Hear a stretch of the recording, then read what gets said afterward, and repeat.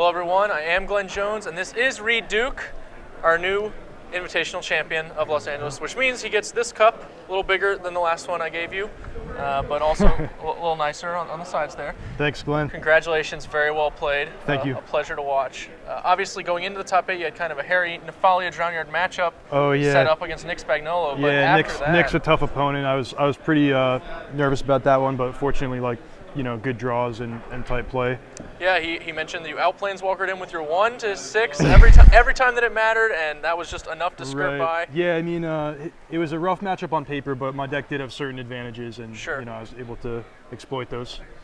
Well, after that, it seemed like it was very much smooth sailing against 2 Naya decks that you're really well set up to beat. Jonathan Jobs' deck, obviously, significantly slower, and you have to worry about Silverblade Paladin, I guess, against Ben Weinberg, but beyond that, it seemed like it's just your deck against theirs, and your cards get more powerful. Tough opponents, but pretty good matchups. Yep.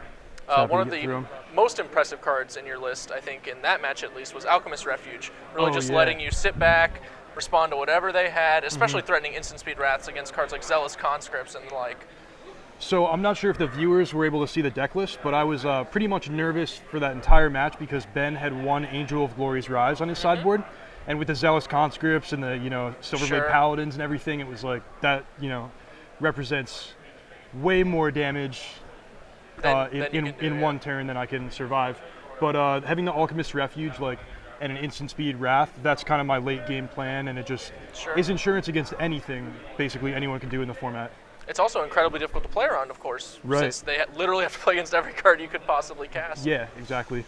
Well, it was a good top 8. You had to fight it from 8th seed.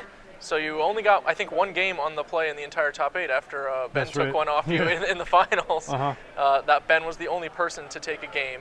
So I'm going to go ahead and congratulate you. It's been a long day for you and for me. I feel like you defeated me in the top 8 as well. So good job, and I'll throw it back to the booth.